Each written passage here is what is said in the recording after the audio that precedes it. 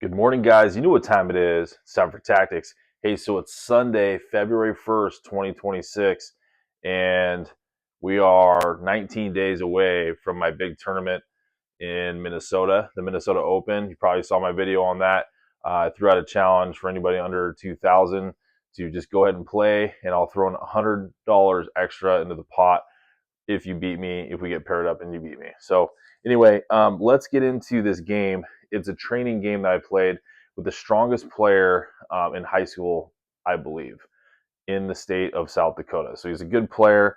I'm not going to tell you who he is because he asked that I don't reveal his name, which is smart because people could prep for his games and whatnot with state and everything coming up. So I'm just going to, and you guys can watch my games all day. I don't care. You can learn from them, and iron sharpens iron. And I think it's good that we go through these just to help everybody else out, raise level of play. So I moved knight f3. He went knight f6, g3, g6. So I opened with my King's Indian attack, and he responds with the symmetrical response. So the King's Indian defense, or in some lines, the way this could transpose is like a Sicilian defense, like a hyper-accelerated dragon or an accelerated dragon defense.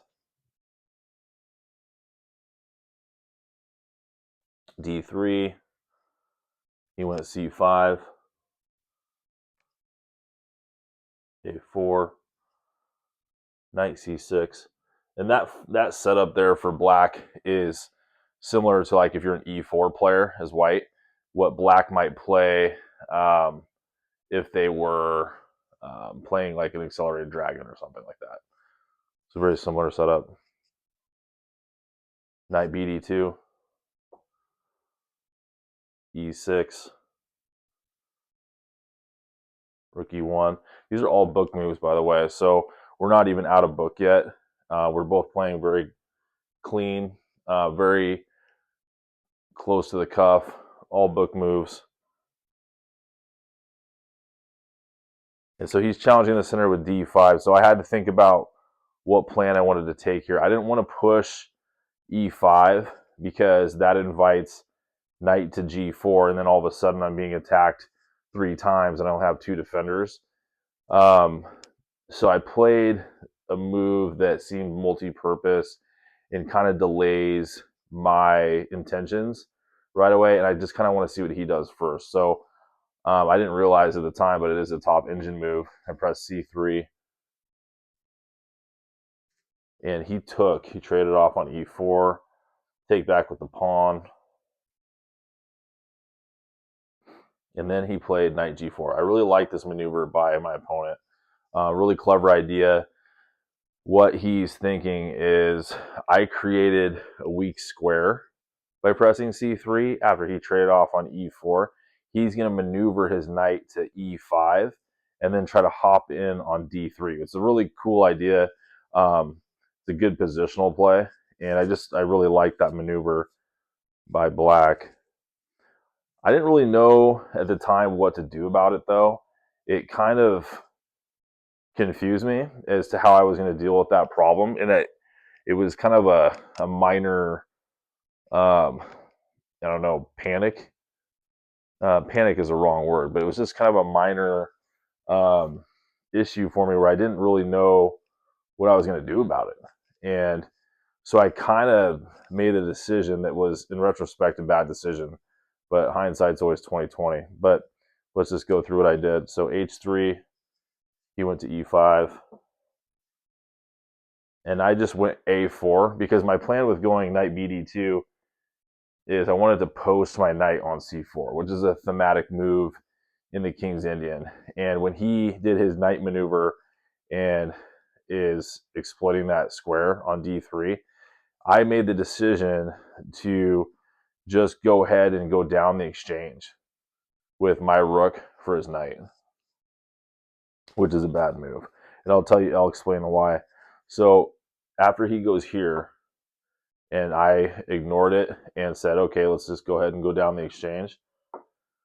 The reason that was not good was prior to me moving knight c4, what Stockfish wanted me to do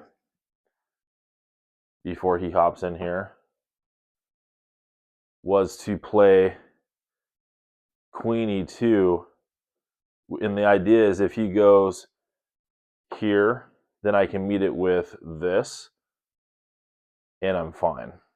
So the suggested move is to take on c1 my bishop that's not done anything yet for black to trade off on c1, and I just take with the a rook. So it really wasn't that bad, and the way I reacted to it was not optimal. So I mean, it shows right there that just kind of a misunderstanding of the position and really how to deal with not even really much of a threat, just kind of a positional move by my opponent. I just didn't handle it right. So instead I went here, and when he went here, I ignored it and just went down the exchange because, in my opinion, just from my experience, when you go down, say, a rook for a knight, it's really not all that bad. So, like, if you trade down all the way into the end game and you have king knight versus king rook, many times, if you know how to play that with the knight, it's going to be a draw. So I didn't really feel like I was going to be that far behind, even though Stockfish has me at like minus 1.7 after this trade. So anyway, just trying to explain my logic as to why I just ignored it and figured I'd just go down the exchange. So he took on e1. I took back with a queen because I don't want to trade the queens, especially now that I'm down the exchange. And now he comes down with queen d3. Knight f d2, e5, bishop f1. You got to get your opponent's pieces off your half of the board. Queen d8, a5. This is a good move because what I'm trying to do next is keep him from getting my knight off of c4. And if, say, presses b6, we trade off on b6, a takes b6, his a7 pawn can't take back because his rook is pinned. And we control the b6 square too, so it keeps his queen from coming out to b6.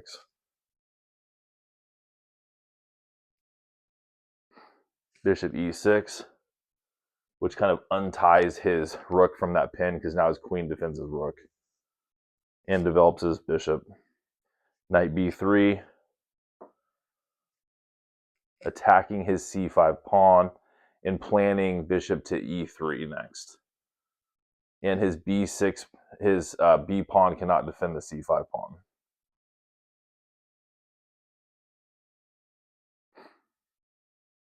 He goes b5. I take en passant.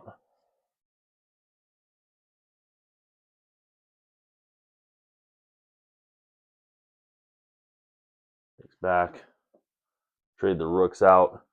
Because what my idea was is I could take at some point back on b6, but I didn't want to take back right away because he has queen to b8 and it's a skewer.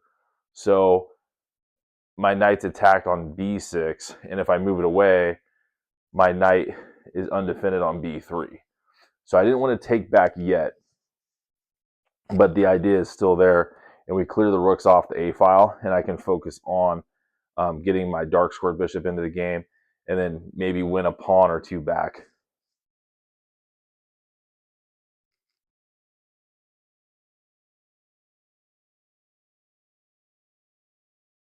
Bishop e3, b5. So this is the first mistake my opponent made in the entire game. I mean, like I said, he's a strong opponent. Didn't make any mistakes up until this point. So finally he makes a mistake with b5.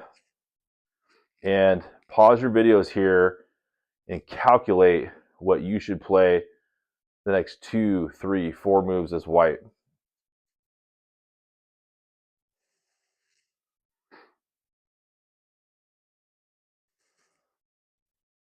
All right, so the move I played, if you see it, is knight to b6.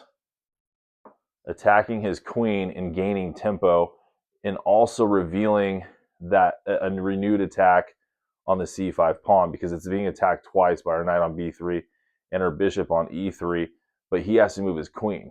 So he can't address. It's like a double attack essentially, and we're gaining tempo.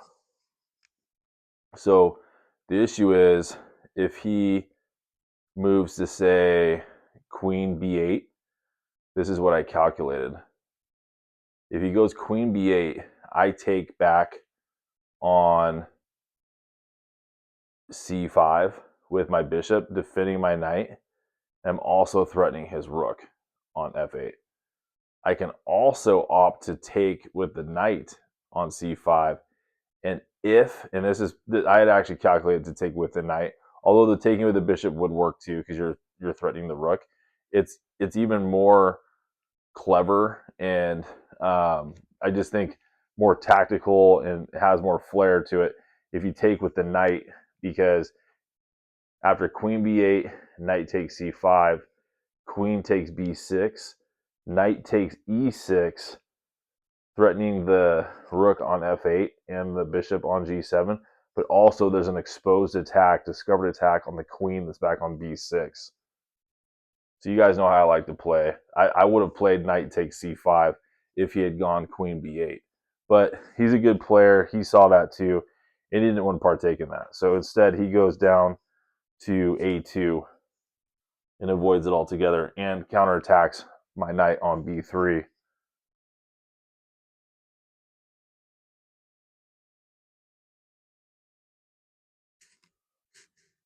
So now I took on c5. Knight takes c5. Winning a pawn, and also looking at potentially trading off on e6. And my knight's defended for the time on c5. But he does have some counterplay here. Queen takes b2. Good move. He wins the pawn back. And I like this move still. Stockfish didn't like it, and I'll explain why, but I'll also explain what I would have done to Stockfish's move. And this is just, humans versus computers and just how we're different and how you can only take Stockfish moves with a grain of salt. But I went bishop to c1, which Stockfish hated, but I thought it was a clever move because I had calculated if he went queen b1, trying to pin my bishop to my queen, I was going to respond to that with bishop to d3, attacking his queen again. Because my bishop, if it went to d3, would be protected by my knight on c5. So his queen is looking pretty murky back there, being attacked as much as it is by my bishops and my knights. And he's can't be very comfortable with all these attacks, and I'm gaining tempos. And so let's say he goes queen b1, I go bishop d3. He can't go anywhere on the b file. The b file is cut off, so he has to go to a1 or a2, and then I have ideas of taking on e6, and it just feels like my pieces are all active now, and it just seems like it'd be a good game for me. So that was my rationale in moving bishop to c1 if he goes queen b1. So when I went bishop c1, he didn't go to b1, he went to a2, and I took the pawn on b5. And now he plays a good double attack move with queen a5, attacking my knight on b6 and my bishop on b5, because I can't defend them both. But there is a way out of this. So pause your videos and see how you can calculate a way to get out of this double attack by black.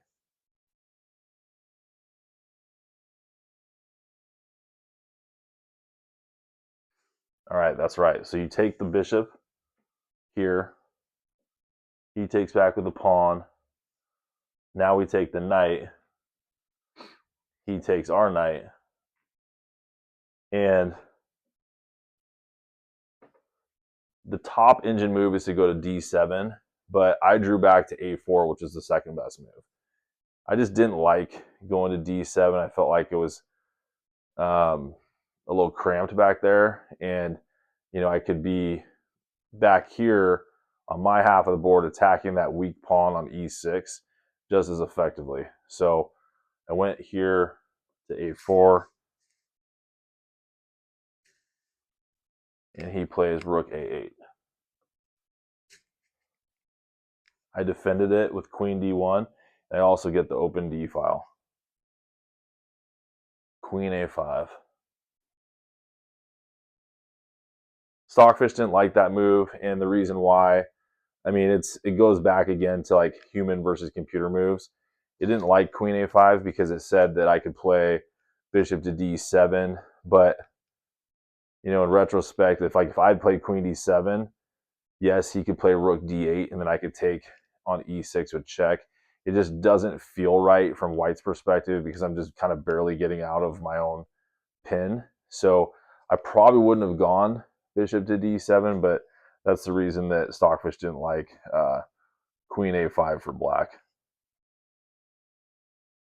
So I went bishop b3, attacking the e6 pawn. Queen takes c3, and I took here with check. King h8. Now I got to be careful here, guys, because if you notice the position here for both sides, if I move my dark squared bishop, my queen's going to get pinned to my king. So I wanted to move like an active like bishop to e3, but that would be met with rook to a1, pinning my queen to my king because that rook is defended by his queen on c3. So my opponent had calculated this position here, and so I cannot move that bishop yet.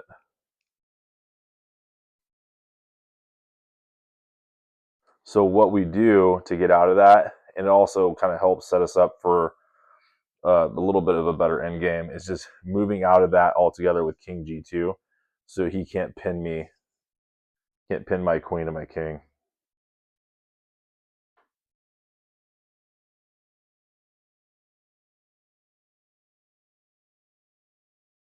Rook f8. So the threat is queen to f3 check, king to, say, h1 or h2, and then queen takes f2 check. So obviously we don't want to get checkmated, and he would, at the very least, win a pawn on f2 with a very aggressive position. So we have to stop that. We can't let that happen.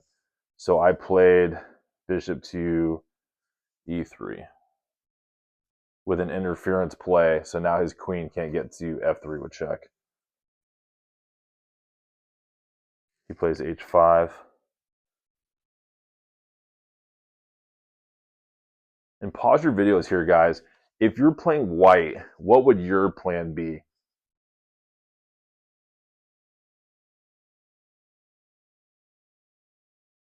All right. So the engine liked my move, and I like my move a lot.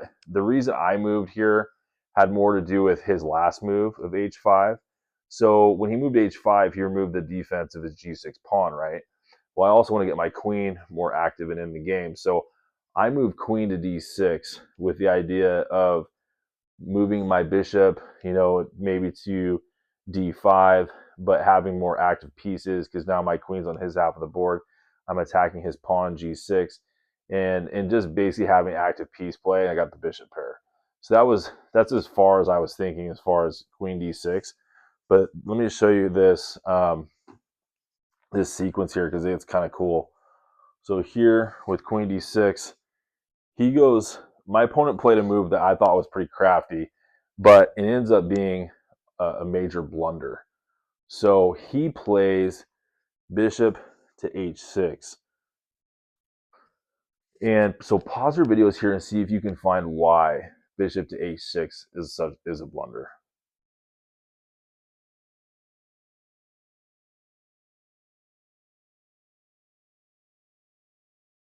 All right.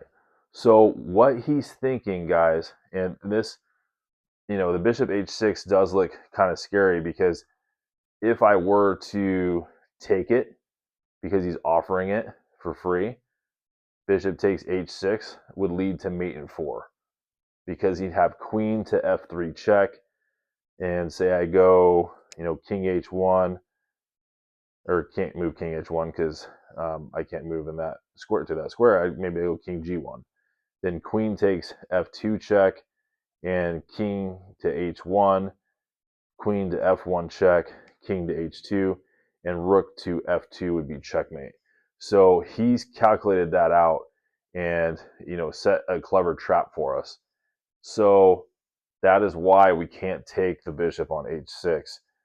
But it's actually, and as clever as that is for that purpose, it's actually a blunder if I had found the right reason and how to exploit it. So, this is why we do our tactics, so we don't miss these sorts of things. And the reason I had labeled this video missed tactics or missed opportunities, because the way to refute his last move is to move bishop to f5.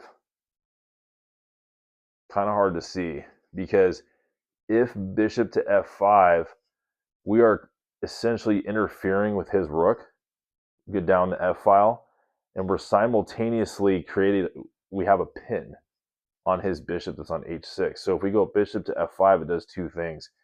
It interferes with his rook in queen idea, but it also creates a pin. So if he takes with g takes f5, we have queen takes h6 check, and it's just really bad for him.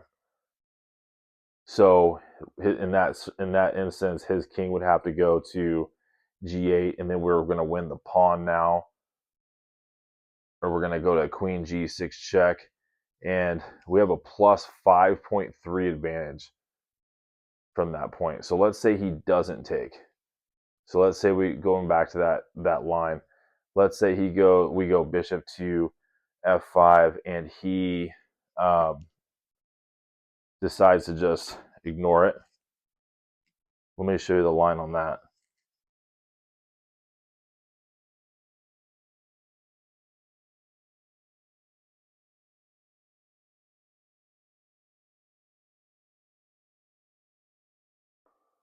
If bishop to f5, his best response is rook to g8. Then we go queen to f6 check. And if he were to block with his bishop on g7, we take the pawn on g6, and he can't stop checkmate on h7. But if he doesn't go bishop to g7 and instead goes king to h7, then we have queen to f7 check. So let's just look at that for a second. He goes here. We have here with check.